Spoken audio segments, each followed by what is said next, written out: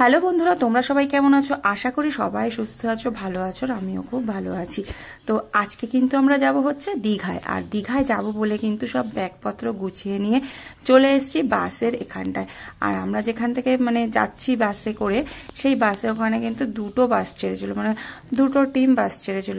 আর সেই কারণে কিন্তু দুই বাসেরই লোক মোটামুটি রাস্তায় দাঁড়িয়েছিল, দাঁড়িয়ে অপেক্ষা করছিল যে কখন আমরা বাসে উঠবো আর দীঘায় রওনা হব। তো সেই কারণে কিন্তু প্রচুর লোকজন চারিদিকে রয়েছে। এবার কিন্তু বাসটা ছাড়বে, ছেড়ে তারপরে কিন্তু আমরা যাব দীঘা। দীঘাটা হচ্ছে প্রত্যেকটা মানুষেরই একটা ইমোশন। আমার তো খুবই ভালো লাগে। তোমাদের কেমন লাগে অবশ্যই কমেন্ট করে জানিও। আমি দীঘায় অনেকবার গিয়েছি, কিন্তু তবু যেন মন ভরে না। বারে বারেই কিন্তু আমি দীঘায় যেতে ইচ্ছে করে, সেই কারণেই কিন্তু আমি বারে বারেই চলে যাই। তো তোমাদের সঙ্গে কথা বলতে বলতে কিন্তু আমি বাসে উঠেও গেলাম। এইবার কিন্তু আমাদের বাস ছাড়বে, তার জন্য কিন্তু একদম ফাইনালি বাসে উঠে পড়েছি। আর দেখো চলতে চলতে রাতে উঠেছি, আর দেখো সকাল হয়ে গেছে। রাতের কোনো ক্লিপ নিইনি, কারণ কি ভেতরে প্রচুর হল্লা গোল্লা চলছিল আর প্রচুর নাচাগানা চলছিল, যেগুলো আমি দেখাতে তোমাদেরকে পারলাম না, সেই কারণে। তো এই যে সকাল হয়ে গেছে, আমরা রাত 12টায় বেরিয়েছিলাম, বাসটা ছেড়েছিল। আর এদিকে সকাল হয়ে গেছে, আমরা মোটামুটি 8টার মধ্যে দীঘায় পৌঁছে গেছি। আর বাইরের ভিউটা সকালবেলাটা এত সুন্দর লাগছিল, আর মাঝে মাঝে একটু ঝিরিঝিরি বৃষ্টি হচ্ছিল। দারুণ একটা ভিউ ছিল, যেটা কিন্তু আমরা খুব উপভোগ করতে করতে দীঘায় পৌঁছেছি, দীঘার উদ্দেশ্যে রওনা হয়েছি। এত ভালো লাগছিল। তো দীঘায় অনেকেই অনেকবার গিয়েছে, দীঘাটা এমনই যে ওখানে সমুদ্রের টানে বারে বারেই কিন্তু মনে হয় কি চলে যায়, এই রকম ব্যাপার। তো সেই রকমই কিন্তু বারে বারে কিন্তু ওখানে যাওয়ার জন্য মনটা আকুলি বিকুলি করে, সেই কারণে কিন্তু আমরা চলে যাচ্ছি। আর সকালবেলাটার ভিউটা তো আরও সুন্দর লাগে, কারণ কি আমরা রাতে রওনা হয়েছি, আর রাতের থেকে সকাল হচ্ছে, সেই জিনিসটা কিন্তু দেখতে দারুণ লাগে। তো চলো এইবার কিন্তু আমরা দীঘায় যাই। এবার দীঘায় গিয়ে অবশ্যই তোমাদের সব কিছু দেখাবো, আর কত মজা কত আনন্দ হবে সেইগুলোও কিন্তু তোমাদের সাথে শেয়ার করব। তো সেটা তো মনের মধ্যে অনেক কিছুই রয়েছে, যেইগুলো না তোমাদের সাথে শেয়ার করলে নয়।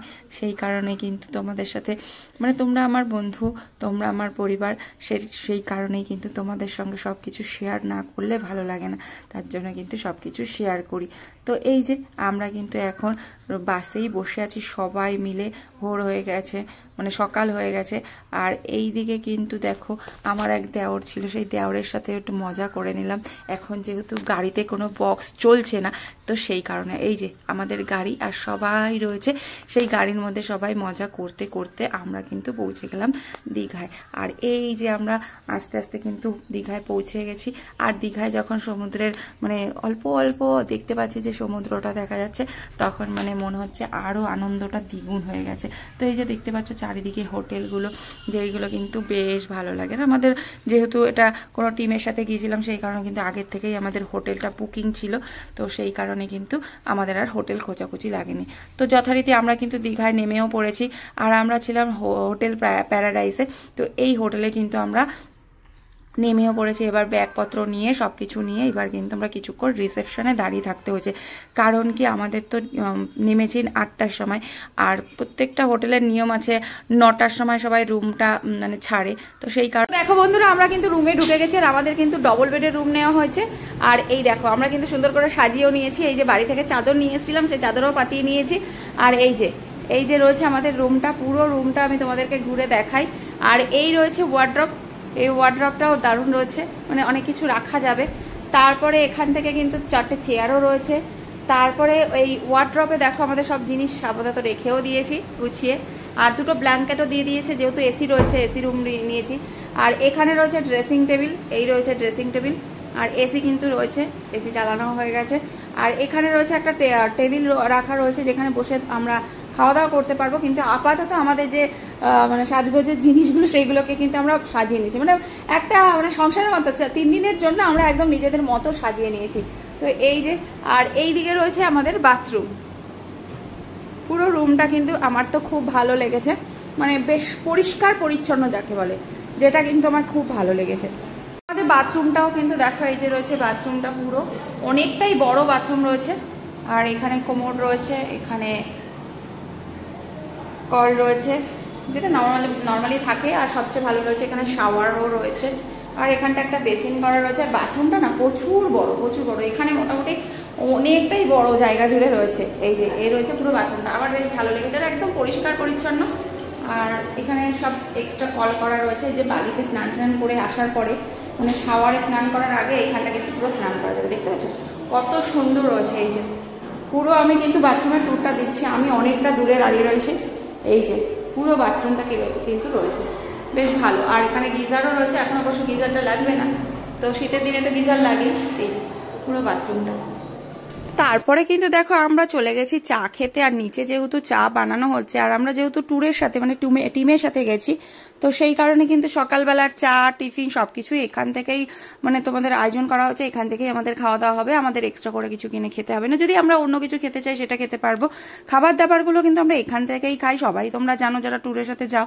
তো সেই রকম কিন্তু আমরা সকালবেলাটা চা খেয়ে নিলাম, যেহেতু মানে অনেক মানে টায়ার্ড আমরা, রাতের বেলা সবারই চোখ মুখ প্রায় বসে গেছে। তবু কিন্তু আমরা ঘুরতে গেছি, এখন ঘুমোলে চলবে না, একটু চা টা খেয়ে তারপরে সমুদ্রের দিকে যাব। আর এই হচ্ছে পুরো জায়গাটা, এখানেই কিন্তু রান্নাবান্না হয়েছে। তো এই যে এইদিকে কিন্তু রান্নাবান্না করছে রান্নার দিদি, আর এদিকে হচ্ছে লুচি। আর সকালবেলা কিন্তু লুচিও তৈরি করা হবে, লুচি আর হচ্ছে ছোলার ডাল। তো সেটাই কিন্তু না, ছোলার ডাল না, আলুর তরকারি ছিল, তো সেটাই কিন্তু আমরা খাবো। তো চাটা খাওয়ার পরে কিন্তু একবারে লুচি আর ছোলা মানে তরকারি খেয়ে নিয়েই তারপরে কিন্তু আমরা বেরিয়েছি বিচের দিকে। কারণ কি, আমরা যদি এখন যদি না খেয়ে বেরোই তাহলে কিন্তু আর পরে এসে দেরি হয়ে যাবে, সকালের খাবার খেতে দেরি হয়ে যাবে, তারপর দুপুরের খাবার খেতেও দেরি হয়ে যাবে। তো সেই কারণে কিন্তু আমরা একটু লুচি আর তরকারি খেয়ে নিয়ে, এমনিও তো খিদেও তো পেয়েছে, খাবারটা খেয়ে পেটটা ভরে তারপরে কিন্তু আমরা একটু যাব বিচের দিকে। আর বিচের দিকে গিয়ে একটু ভিডিও করা, একটু ফটো তোলা, একটু মজা করা, সব কিছু মিলিয়ে মিশিয়েই কিন্তু আমরা মানে দীঘাতে প্রচুর মস্তি করেছি, প্রচুর মজা হয়েছে, সবচেয়ে বড় কথা। তো আমরা কিন্তু এখন রয়েছি হচ্ছে দীঘাতে, তো আমরা রয়েছি নিউ দীঘায়।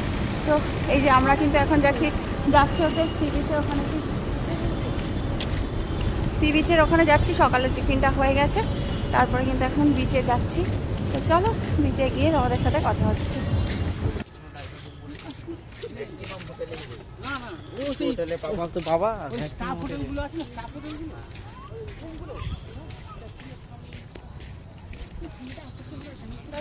ছবি তুলবে তো।